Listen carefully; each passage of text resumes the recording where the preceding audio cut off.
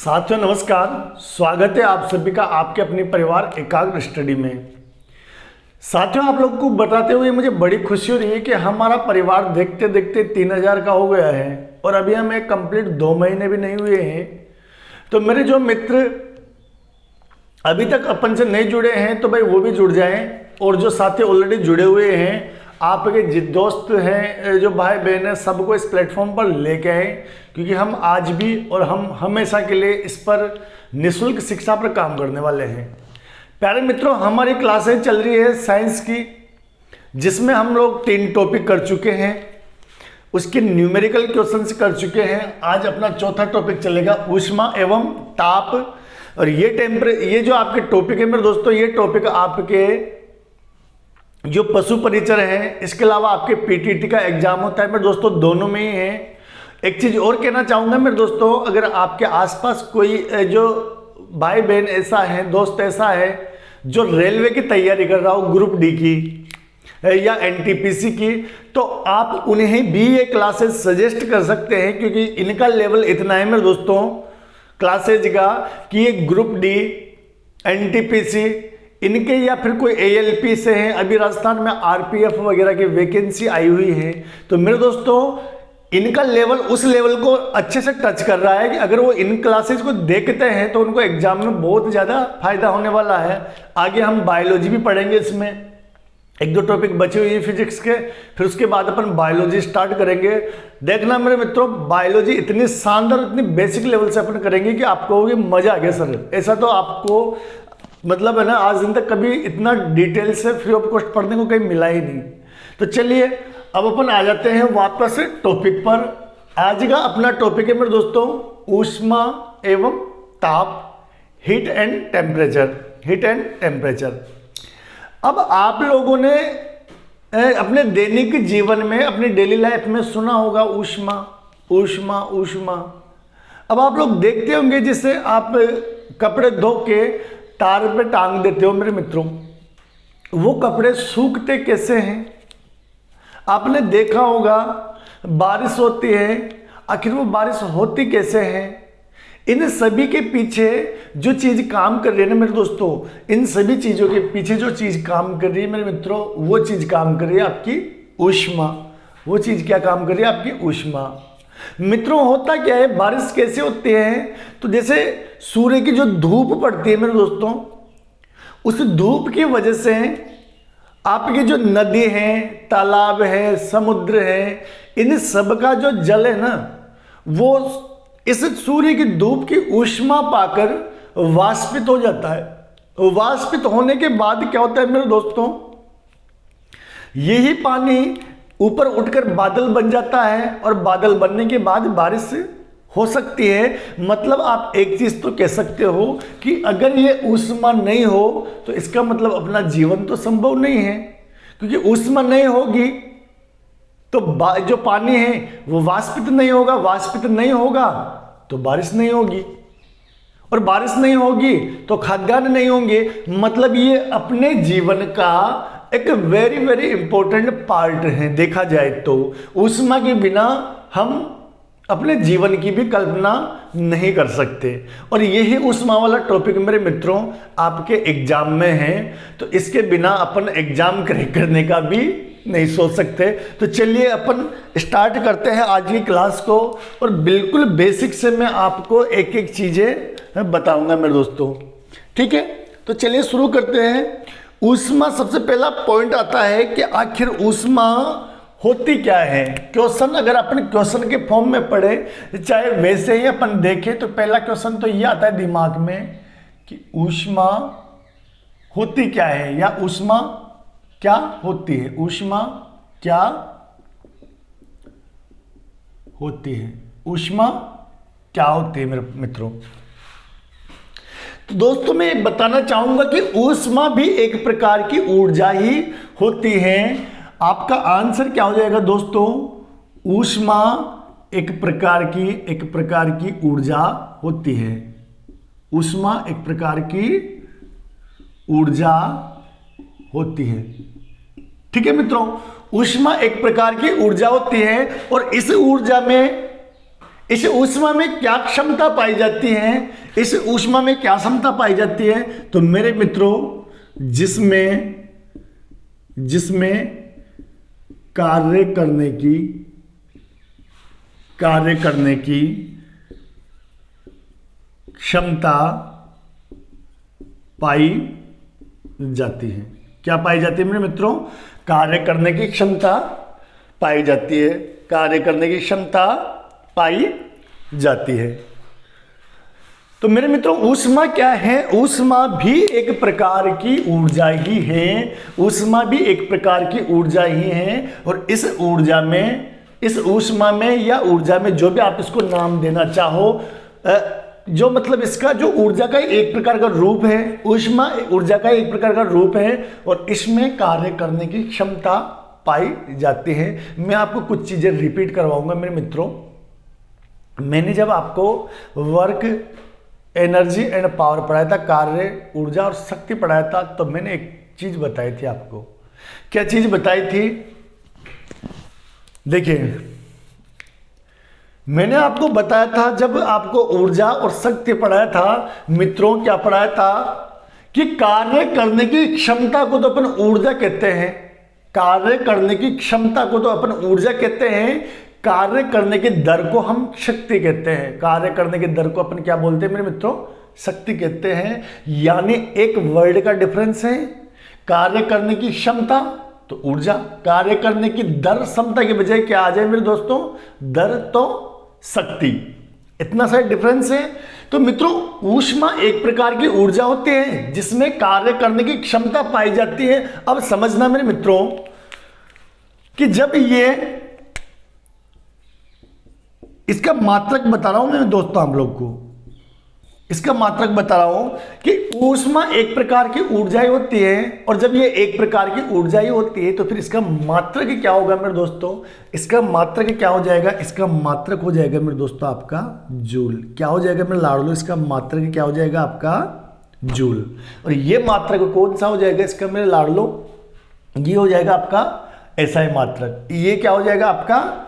SI मात्रक। और आपको पता है कि मैं हर चीज के 2-3 आपको मात्रक बताता हूं, तो चलिए इसके मैं और भी आपको मात्रक बता देता हूं। तो और मात्रक क्या हो जाएगा इसका? और मात्रक हो जाएगा इसका किलोग्राम, है ना, और मीटर स्क्वायर प्रति second square. Kilogram metre square प्रति सेकंड स्क्वायर। या आप इसकी चाहो तो और भी आप इसके ना जो मात्रक लिख सकते हो। और भी इसके मात्रक क्या होते हैं मेरे दोस्तों? और मात्रक होते हैं इसके, कैलोरी भी होता है इसका मात्रक। मात्रक इसका कैलोरी भी होता है। आपने सुना होगा ना कि इतना खाना खाने से इतनी कैलोरी एनर्जी मिली। अब एनर्जी ऊर्जा का ही तो रूप है ना मेरे दोस्तों, ऊर्जा का ही तो, बस नाम बदले हैं, चीजें वही हैं। अब इनको अपन अलग अलग फॉर्म में पढ़ेंगे, ठीक है। अब जैसे मान लो अपने राजस्थानी में गाएगा, रोटी खा लो साहब, रोटी जीम लो। हिंदी में खाना खा लो, है ना। इंग्लिश में कुछ और वर्ड हो जाता है, फूड हो जाता है, मील भी बोलते हैं अपन खाना खाने को, है ना। तो चीजें तो वही हैं, बस रूपांतरण अलग अलग हो चुका है, तो अपन थोड़ा अलग फॉर्म में इसको पढ़ लेंगे। तो मेरे मित्रों, इसका मात्रक क्या हो जाएगा? मात्रक इसका, क्योंकि ऊष्मा एक ही प्रकार की, ऊष्मा भी एक प्रकार की ऊर्जा ही होती है, तो मात्रक नहीं बदलते मेरे दोस्तों। तो मात्रक यहां भी आपका ऊष्मा का क्या हो जाएगा? जूल या किलोग्राम मीटर प्रति सेकंड, मीटर स्क्वायर प्रति सेकंड स्क्वायर, या कैलोरी। इसके अलावा एक और मात्रक होता है मेरे दोस्तों, वो होता है आपका अर्ग। वो क्या होता है मेरे दोस्तों? आपका अर्ग। तो चलिए आप लोग इसका स्क्रीनशॉट ले लीजिए, आप लोग इसका स्क्रीनशॉट ले लीजिए, और मैं कुछ चीजें आपको और बता देता हूं। बात आती है मित्रों, इसका सूत्र क्या होगा? मित्रों सूत्र क्या होगा? तो चलिए मैं आप लोग को सूत्र बता देता हूं। इसका सूत्र क्या होता है? अब ऊष्मा को अपन किससे डिनोट करते हैं मित्रों? ऊष्मा को अपन डिनोट करते हैं H से। ऊष्मा को अपन डिनोट कर देते हैं H से। तो ये होता है मेरे दोस्तों H बराबर I स्क्वायर RT। H बराबर आई स्क्वायर आर टी। अब आप सोचोगे कि सर ये आया कहाँ से है, तो मेरे मित्रों में आपको ये भी बता दूंगा आया कहाँ से है, पर ये चीज़ें आपके काम की नहीं हैं। अब आप लोगों को मैं बड़ा सारा डेरिवेशन करके ये निकाल के दिखाऊं, बेस्ट है कि आप इतना सा फॉर्मूला याद करो। यही कारण है मित्रों मैंने कि सबके सीधे शॉर्टकट फॉर्मूले लिखवाए हैं, क्योंकि आपका जो पशु परिचर की साइंस है, जो पीटीटी की साइंस है, या अब आप अगर ग्रुप डी की रेलवे की देख रहे हो या आरपीएफ वगैरह की, तो उनका लेवल इतना ज़्यादा नहीं होता मित्रों। वहाँ पर अगर आपके काम आएगा ना सीधा, तो ये फॉर्मूला ही काम आएगा। ये क्यों आएगा, ये नहीं आता मेरे दोस्तों, ठीक है। तो सूत्र क्या हो जाएगा इसका, H बराबर आई स्क्वायर आर टी। इसका सूत्र क्या हो जाएगा मेरे दोस्तों, H स्क्वायर आर टी। आपका ऊष्मा यानी H बराबर क्या हो जाएगा मेरे दोस्तों, H स्क्वायर आर टी। तो चलिए अब मैं कुछ और चीज़ें भी आपको बता देता हूँ, कुछ और चीज़ें भी बता देता हूँ कि जैसे मैं आपको अक्सर बताता हूँ, क्या बताता हूँ कि मैं जैसे मात्रकों के बीच में भी आप लोगों को पता है कि संबंध बताता हूँ। अपन क्या पढ़ते हैं, जब मैं दो मात्रक लिखवाता हूँ तो आपको पता है मैं उनके बीच में भी संबंध स्थापित करवाता हूँ। तो जैसे अपन ने यहाँ लिखा ये जूल, किलोग्राम, मीटर स्क्वायर, प्रति सेकंड स्क्वायर, इनका तो मैं आपको पहले ही है ना, जो ऊष्मा में, ऊर्जा में इनका जो है ना पढ़ा चुका, इनके बीच का रिलेशन। तो अब अपन बात करेंगे कि जूल और कैलोरी के बीच में क्या रिलेशन है, जूल और कैलोरी के बीच में क्या रिलेशन है, अर्ग के साथ कितना संबंध है। तो चलिए अब अपन उनकी बात कर लेते हैं, कर लेते हैं। तो मेरे मित्रों आपको मैं बताना चाहूँगा कि आपका जो 1 कैलोरी होता है ना मित्रों, 1 कैलोरी, देखिए नोट लगा कर लिखना है इसको मेरे दोस्तों। 1 कैलोरी जो होता है ना मित्रों, 1 कैलोरी, अब आप इसको चाहो तो ऐसे लिख सकते हो है ना, CAL, या आप हिंदी में भी लिख सकते हो कैलोरी। ये 1 कैलोरी होता है मेरे दोस्तों आपका 4.186। वैसे ये 186 नहीं बोलेंगे मित्रों, ये अशुद्ध हैं, इसको बोलेंगे 4.186। बाकी अपन चीजें इजी लर्न हो जाए इसलिए इसको सीधा क्या बोल देते हैं, 4.186। तो मित्रों 1 कैलोरी बराबर क्या होता है अपना 4.186, और क्या होता है ये जूल, क्या होता है मित्रों, जूल। यानी आपका 1 कैलोरी बराबर क्या होता है 4.186 जूल। मित्रों यहाँ पर ये पॉइंट है ना, ध्यान रखना होगा, क्योंकि मैं साथ साथ कैमरे में चेक भी करता रहता हूँ कि आपको चीजें क्लियर दिख तो रही है ना। अब एक चीज देखो मित्रों, ये अगर आपसे क्वेश्चन पूछेगा तो सीधा सीधा क्या पूछेगा कि 1 कैलोरी में कितने जूल होते हैं। तो मित्रों आपका आंसर क्या हो जाएगा कि 1 कैलोरी में आपका 4.186 जूल होता है।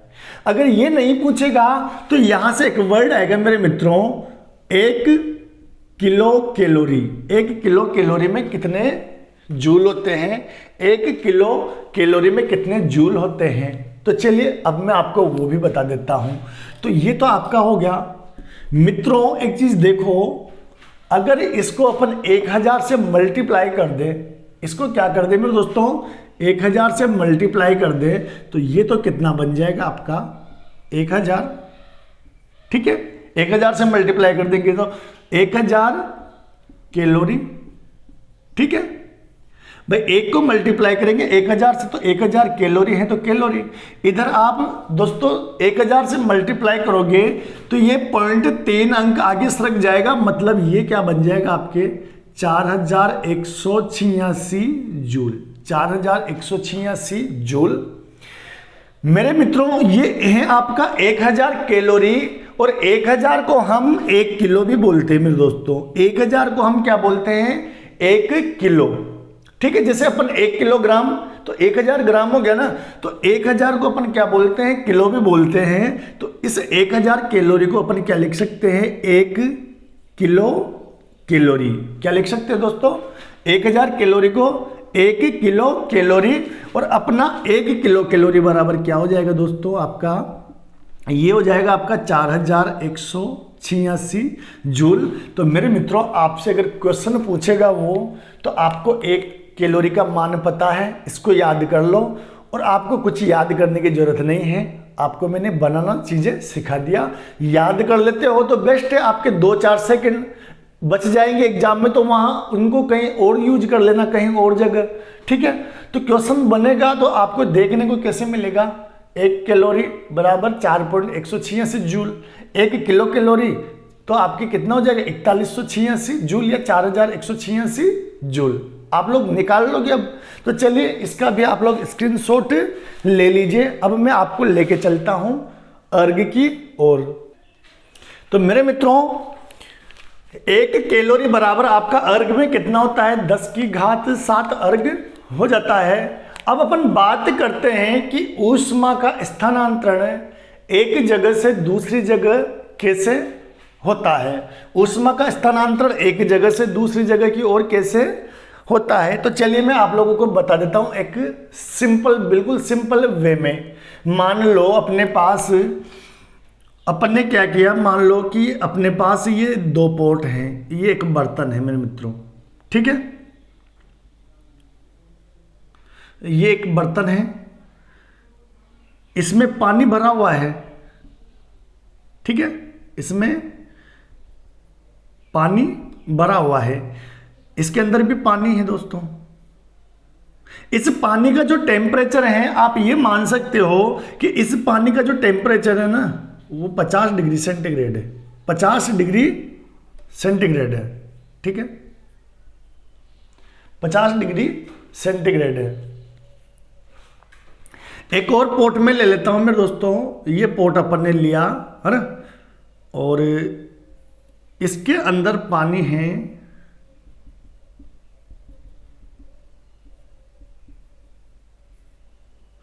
वो 20 डिग्री सेंटीग्रेड है। वो कितने डिग्री का, 20 डिग्री सेंटीग्रेड है।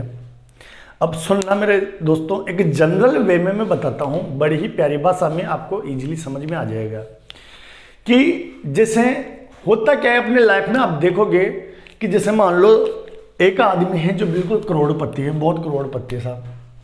एक आदमी है, वो है करोड़पति। ठीक है, वो क्या है, करोड़पति है। एक आदमी है जो है भिखारी। एक आदमी है जो क्या है मेरे दोस्तों, भिखारी। तो अब आप लोग मुझे ये बताइए कि बात अगर दान की आए तो ये करोड़पति भिखारी को दान करेगा या ये भिखारी इस करोड़पति को दान करेगा। आप कहोगे सर ऑब्वियसली ये करोड़पति ही किसको दान करेगा, भिखारी को। करोड़पति ही किसको दान करेगा, भिखारी को। मतलब धन का ट्रांसफर कैसे हुआ, अमीर से गरीब की ओर। धन का ट्रांसफर कैसे हुआ, अमीर से गरीब की ओर। धन का ट्रांसफर कैसे हुआ मेरे मित्रों, अमीर से गरीब की ओर। ऐसे ही आपका ऊष्मा का टेम्परेचर का ऊष्मा या हीट का जो ट्रांसफर होता है ना, वो भी कैसे होता है मेरे दोस्तों, उच्च तापमान की वस्तु से निम्न तापमान की वस्तु की ओर। उच्च तापमान की वस्तु से निम्न तापमान की वस्तु की ओर। यानी मेरे मित्रों इन दोनों पोर्ट्स के में अगर छेद करके, दोनों ओर छेद करके अपन ऐसे एक पाइप की सहायता से या नली की सहायता से इनको जोड़ दें, तो क्या होगा कि इस गर्म, ये ज्यादा टेम्परेचर वाला पानी है ना, ये कम टेम्परेचर वाले पानी से जाके मिक्स होगा।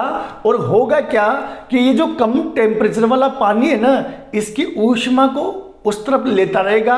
और मेरे दोस्तों ऊष्मा का स्थानांतरण तब तक होता रहता है, कब तक होता रहता है, ऊष्मा का ट्रांसफर तब तक होता रहता है जब तक दोनों वस्तुएं तापीय साम्य में नहीं आ जाए। ऊष्मा का स्थानांतरण तब तक होता है मेरे मित्रों जब तक दोनों वस्तुएं तापीय साम्य में नहीं आ जाए। अब आप क्या कहोगे कि सर ये तापीय साम्य क्या होता है मेरे मित्रों। साम्य का मतलब होता है इक्वल। साम्य का मतलब क्या होता है, इक्वल। यानी दी गई दोनों जो भौतिक पदार्थ हैं, दोनों वस्तुएं हैं, जब तक दोनों का टेम्परेचर सेम नहीं हो जाता, समान नहीं हो जाता, तब तक तापमान का आपस में आदान प्रदान होता रहेगा। और तापमान का आदान प्रदान कैसे होगा मेरे दोस्तों, उच्च तापमान की वस्तु से निम्न तापमान की ओर। यानी मेरे मित्रों इस पानी का टेम्परेचर 50 डिग्री सेंटीग्रेड है, इसका कितना है 20 डिग्री सेंटीग्रेड है। इनको एक पाइप के माध्यम से दोनों को अपन जोड़ देंगे ना, तो ऊष्मा का जो आदान प्रदान है ना, उच्च तापमान से निम्न तापमान की ओर, यानी इस पोर्ट से इस पोर्ट की ओर आपकी हीट ट्रांसफर होगी। और कब तक होगी मेरे दोस्तों, कब तक होगी, ये 50 है ना, और ये 20 है, दोनों का कितना होगा जोड़ोगे तो 70, यानी जब तक इसका टेम्परेचर 35 डिग्री नहीं रह जाए और जब तक इसका 35 डिग्री सेंटीग्रेड नहीं हो जाए तब तक ट्रांसफर होती रहेगी। इसका भी 35 डिग्री सेंटीग्रेड हो जाए, यानी 50 से घटकर 35, इधर 20 से बढ़कर 35, यानी दो वस्तुओं के बीच में मेरे मित्रों ऊष्मा का स्थानांतरण होता है। कैसे होता है, उच्च तापमान की वस्तु से निम्न तापमान की वस्तु की ओर। कैसे होता है, उच्च तापमान की वस्तु से निम्न तापमान की वस्तु की ओर। और कब तक आपका ऊष्मा का स्थानांतरण होता है मित्रों, जब तक दोनों वस्तुएं तापीय साम्य में न आ जाए, दोनों वस्तुएं तापीय साम्य में न आ जाए। तो चलिए आप लोग इसका आप चाहो तो स्क्रीनशॉट ले सकते हो। अब मैंने आपको जो समझाया है ना, उसको मैं डेफिनेशन के रूप में लिखवा देता हूं। तो चलिए मैंने आपको लैंग्वेज के रूप में भी लिखवा दिया है कि ऊष्मा का जो स्थानांतरण है वो कैसे होता है। तो मेरे मित्रों, ऊष्मा का स्थानांतरण कैसे होता है, ऊष्मा का स्थानांतरण उच्च ताप की वस्तु से निम्न ताप की वस्तु की ओर होता है। और कब तक होता रहता है, और तब तक होता रहता है जब तक कि दोनों वस्तुओं का ताप समान न हो जाए, यानी दोनों वस्तुएं ताप ये साम्य में न आ जाए। यानी एक क्वेश्चन यहां से यह बनता है कि ऊष्मा का स्थानांतरण क्यों होता है। तो मेरे मित्रों, ऊष्मा का स्थानांतरण तापांतर के कारण होता है। तापांतर का मतलब दो वस्तुओं के बीच में जो टेम्परेचर का डिफरेंस है, तापमान का अंतर है मेरे मित्रों, उसके कारण होता है। तो चलिए इसका स्क्रीनशॉट ले लीजिए या वीडियो को पॉज करके आप लोग नोट कर लीजिए। अब अपन चलते हैं नेक्स्ट तथ्य की ओर। अब अपन मित्रों अध्ययन करेंगे ऊष्मा और पानी का व्यवहार कैसा होता है। ऊष्मा और पानी का व्यवहार किस प्रकार होता है। जनरली होता क्या है मित्रों, अपन किसी भी वस्तु को जब टेम्परेचर देते हैं यानी तापमान या ऊष्मा देते हैं, तो होता क्या है मेरे मित्रों कि उन वस्तुओं का आयतन बढ़ता है, यानी तापमान के साथ वस्तुओं का आयतन बढ़ता है। और मित्रों, किसी भी चीज का जब आयतन बढ़ता है ना, तो उसका जो घनत्व होता है, डेंसिटी होती है, वो घटती है। आयतन बढ़ेगा तो घनत्व कम होगा, घनत्व घटेगा। पानी के साथ उल्टा है मेरे मित्रों, पानी का जो टेम्परेचर है ना, उसके साथ सिस्टम असंगत है। अब वो कैसे है, चलिए उसको अपन पढ़ लेते हैं, फिर यहां से जो क्वेश्चन बनेंगे मैं वो क्वेश्चन भी आपको करवा दूंगा। तो पहले आप लोग को मैं सीधा सीधा सिंपल वे में बता देता हूं ऊष्मा एवं पानी का व्यवहार कैसा है। तो मेरे मित्रों, पानी का तापमान जब 0 डिग्री से बढ़कर 4 डिग्री सेंटीग्रेड तक किया जाता है, यानी 0 डिग्री सेंटीग्रेड से 4 डिग्री सेंटीग्रेड तक होता है, तो पानी का तापमान 0 डिग्री सेंटीग्रेड से 4 डिग्री सेंटीग्रेड तक बढ़ने पर पानी का घनत्व क्या होता है मेरे दोस्तों, घनत्व यानी डेंसिटी बढ़ती है। पानी का घनत्व क्या हो जाता है मेरे मित्रों, बढ़ता है। 0 डिग्री सेंटीग्रेड से 4 डिग्री सेंटीग्रेड के बीच पानी का घनत्व बढ़ता है और आयतन क्या हो जाता है मेरे दोस्तों, घटता है। आयतन क्या होता है, घटता है। ठीक है। अब 4 डिग्री सेंटीग्रेड के बाद क्या होता है दोस्तों, तो 4 डिग्री सेंटीग्रेड के बाद और 4 डिग्री से 100 सेंटीग्रेड की बात करें, क्योंकि 100 डिग्री के बाद तो पानी वाष्पित हो जाता है, तो 4 डिग्री सेंटीग्रेड से 100 डिग्री सेंटीग्रेड तक ताप बढ़ने पर घनत्व घटता है और आयतन बढ़ता है। यानी मित्रों 0 डिग्री से 4 डिग्री सेंटीग्रेड तक, 0 डिग्री से 4 डिग्री सेंटीग्रेड तक घनत्व बढ़ता है और घनत्व बढ़ता है इसलिए आयतन घटता है। इसके बाद 4 डिग्री से 100 डिग्री सेंटीग्रेड पर घनत्व घटने लग जाता है और घनत्व घटेगा तो आयतन क्या हो जाएगा मेरे दोस्तों, बढ़ता है। अब यहां से जो क्वेश्चन आता है ना, वो क्वेश्चन कैसा आता है अब वो सुन लो आप लोग। क्वेश्चन ये आता है कि पानी का घनत्व अधिकतम कितने डिग्री टेम्परेचर पर होता है। तो मेरे मित्रों, पानी का घनत्व अधिकतम होता है आपके 4 डिग्री सेंटीग्रेड पर। पानी का घनत्व अधिकतम 4 डिग्री सेंटीग्रेड पर होता है। क्वेश्चन यहां से आएगा घनत्व से कि पानी का घनत्व अधिकतम कितने डिग्री सेंटीग्रेड पर होता है। तो मेरे मित्रों 4 डिग्री सेंटीग्रेड पर। अगर इसी क्वेश्चन को आयतन के लिए पूछ ले मेरे मित्रों कि पानी का आयतन न्यूनतम कितने डिग्री सेंटीग्रेड पर होता है, तो मेरे मित्रों पानी का आयतन न्यूनतम होता है 4 डिग्री सेंटीग्रेड पर। पानी का आयतन न्यूनतम होता है 4 डिग्री सेंटीग्रेड पर। ठीक है, अब बात करें अपन अधिकतम न्यूनतम की बात करें, चलो इस पे भी कर लेते हैं। तो मेरे मित्रों पानी का जो आयतन होता है ना, वो मैक्सिमम यानी अधिकतम होता है 100 डिग्री सेंटीग्रेड पर। पानी का आयतन अधिकतम किस पे होता है? 100 डिग्री सेंटीग्रेड पर। जबकि पानी का घनत्व न्यूनतम कितने पर होता है? 100 डिग्री सेंटीग्रेड पर। पानी का घनत्व न्यूनतम कितने डिग्री पर होता है? 100 डिग्री सेंटीग्रेड पर। मित्रों जो मैंने बोला है ना, ये सुनना नहीं है, इसको एक एक को नोट लगा के नीचे फैक्ट बनाकर लिखना है। तो चलिए स्क्रीनशॉट ले लीजिए और जो कुछ मैंने बोला है उसको भी आप लोग बाय फैक्ट लगा के इसको नोट कर लेना। तो चलिए आज की क्लास को अपन यहीं एंड करते हैं और इसके बाद आज अपन लोगों ने पढ़ा ऊष्मा। कल के टॉपिक में अपन पढ़ेंगे टेम्परेचर और कुछ स्केल के बारे में भी और पढ़ेंगे मेरे मित्रों। तो चलिए आज की क्लास को यहीं विराम देता हूं मैं। और एक रिक्वेस्ट रहेगी जाते जाते, अगर आपने क्लास को कंप्लीट देखा है और आपको पसंद आए हैं मेरे दोस्तों, तो इन क्लासेज को उन सभी दोस्तों तक शेयर करना, उन सभी मित्रों तक शेयर करना जो भी मित्र आपकी पीटीटी की तैयारी कर रहा है, पशु परिचर की तैयारी कर रहा है या रेलवे की तैयारी कर रहा है। मैं बिल्कुल बेसिक से एक एक चीज क्लियर करवाते हुए आगे बढ़ रहा हूं मेरे मित्रों। तो होप इतना तो मुझे पता है आपको क्लासेस बहुत अच्छी पसंद आ रही होंगी। यही कारण है मेरे मित्रों कि अभी अपन कुछ दिनों पहले 0 से स्टार्ट किया और देखते ही देखते अभी तो 2 महीने होने में भी टाइम बाकी और अपना परिवार 3000 का हो गया। तो बस आप लोग का साथ ऐसे ही बना रहे, क्योंकि जैसे जैसे आप लोग मुझसे जुड़ते जाओगे तो जो मेरा वो है ना उत्साह, मोटिवेशन, वो 0 से हीरो तक आपको ही नहीं पहुंचना, मुझे भी पहुंचना है। और मेरा जैसे जैसे मोटिवेशन बढ़ता जाएगा आपके लिए मैं कंटेंट का जो लेवल है शानदार करते जाऊंगा। आपके लिए जो मेहनत है ना उसका जुनून मेरा बढ़ते जाएगा। तो चलिए लेते विदा, आपका दिन शुभ हो, धन्यवाद।